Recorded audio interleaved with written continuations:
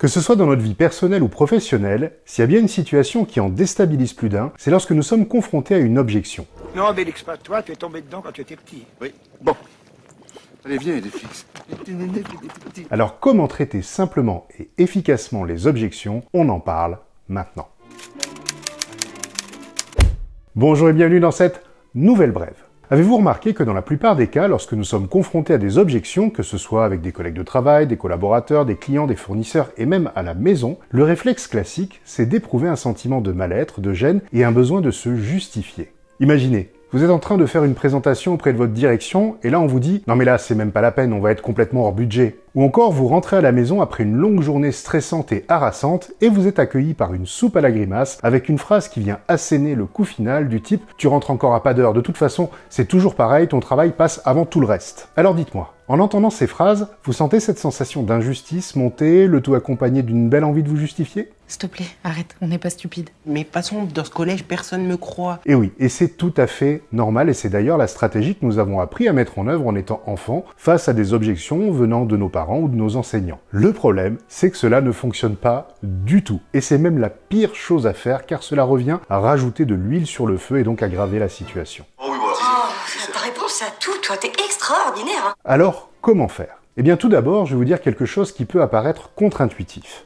Oui, une objection, c'est quelque chose de désagréable, certes, mais c'est malgré tout une bonne nouvelle, car c'est l'indicateur qu'il y a soit un problème à régler, soit une incompréhension à clarifier. Donc si l'objection n'était pas exprimée, cela serait même pire car le problème resterait caché jusqu'à ce qu'il soit trop tard. Un client qui refuse un contrat sans explication, un projet recalé sans savoir pourquoi, un collaborateur qui part du jour au lendemain à votre grande surprise ou un conflit important qui éclate suite à un trop-plein de non-dits. Donc oui, mieux vaut l'objection que ne pas savoir qu'il y a un problème. Deuxièmement, il est important de comprendre ce qui se cache derrière l'objection. Est-ce que c'est une mauvaise compréhension ou un désaccord concernant un point particulier? Est-ce que c'est un blocage qui nécessite d'être levé? Est-ce que c'est un besoin d'attention de la personne qui objecte? Ou encore, et là c'est le cas le plus difficile, est-ce que c'est une attaque personnelle envers vous en vue de vous déstabiliser? Dans tous les cas, vous l'aurez bien compris, pour réussir à désamorcer la situation, vous allez devoir aller à la pêche aux non-dits et aux sous-entendus afin que les choses soient clairement exprimées pour pouvoir les traiter. Donc, au lieu de vous justifier, vous allez devoir vous habituer à développer le réflexe de poser des questions pour obtenir ces informations. Et ce, même si l'objection est elle-même une question. Donc voici 3 étapes simples pour répondre efficacement à quasiment toutes les objections en dehors des attaques personnelles. Étape 1, gardez votre calme et souriez. Et oui, en effet, c'est important de montrer que vous n'êtes absolument pas déstabilisé par l'objection. Et cela passe en premier lieu par votre langage non verbal, donc montrez au travers de votre attitude que vous étiez totalement préparé et ouvert à entendre l'objection. Étape numéro 2, accueillez l'objection. Je pensais que t'avais détesté mon stand-up tout à l'heure. Mais je l'ai détesté.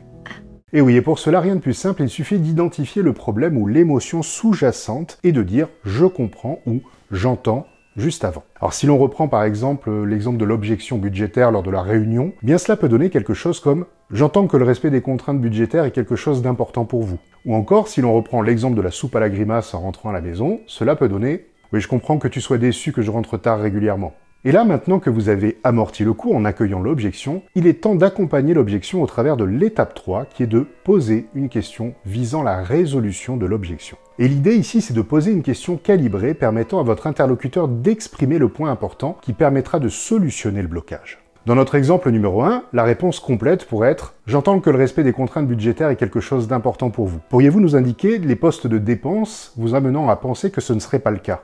Et pour notre exemple numéro 2, nous pourrions dire « Je comprends que tu sois déçu que je rentre tard régulièrement. Malheureusement, au vu de mes obligations professionnelles, ce sera souvent le cas. Cependant, y a-t-il des choses que tu aimerais que je fasse ou que nous fassions pour avoir plus de moments de qualité et compenser mes horaires tardifs ?» Vous voyez, 3 étapes. Attitude calme et souriante, accueil de l'objection et enfin question visant à la résolution de l'objection. Maintenant, il existe des cas où l'objection ressemble plus à une attaque personnelle, voire même une agression. Comme par exemple « vous dites n'importe quoi » ou encore « vous êtes un incompétent ». Alors bien heureusement, ces situations sont plus rares, mais elles sont plus délicates à gérer et vont vous demander plus de sang-froid pour ne pas laisser les émotions vous envahir. D'ailleurs, si vous souhaitez apprendre de nombreuses techniques pour déstabiliser un opposant dans une joute verbale, je vous invite à lire un livre très intéressant qui est L'art d'avoir toujours raison du philosophe allemand Arthur Schopenhauer. Ce livre est d'ailleurs très bien mis en avant dans l'excellent film Le Brio avec Daniel Auteuil et Camélia Jordana.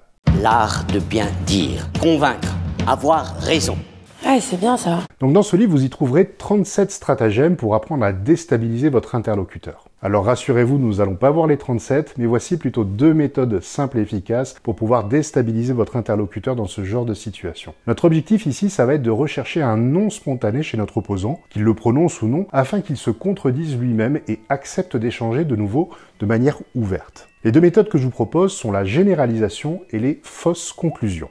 Par exemple, si je voulais traiter l'objection « vous dites n'importe quoi » par la technique de la généralisation, je vais donc chercher à amplifier les propos de mon interlocuteur jusqu'à les rendre absurdes. Et ça pourrait donner quelque chose comme « vous sous-entendez donc que la totalité des arguments que je vous ai présentés sont erronés ?» Ainsi, il devra donc se corriger lui-même pour pouvoir indiquer sur quel point porter sa critique. Et sa réponse donnera ainsi quelque chose comme « non, ce que je veux dire c'est que sur le point numéro 3, je ne suis pas d'accord. » Donc top, là vous voyez, vous avez obtenu le non et le point sur lequel porte réellement l'objection, et vous pouvez maintenant revenir à la méthode que nous avions vue au début, attitude plus accueil plus question visant la résolution. Maintenant, imaginons que je veuille traiter l'objection « vous êtes un incompétent » par la méthode des fausses conclusions. Eh bien, je pourrais dire « si je comprends bien, vous considérez avoir fait une erreur de jugement en me proposant cette promotion ?» Ainsi, sa réponse devrait ressembler à quelque chose comme « non, je dis pas ça, mais sur ce dossier, je suis vraiment très mécontent. » Et hop, vous voyez, on est revenu à un traitement d'objection classique. Donc voilà les amis, gardez à l'esprit que les objections, même si elles sont désagréables, sont des bonnes nouvelles. Exercez-vous pour développer le réflexe de ne plus vous justifier, mais plutôt de questionner.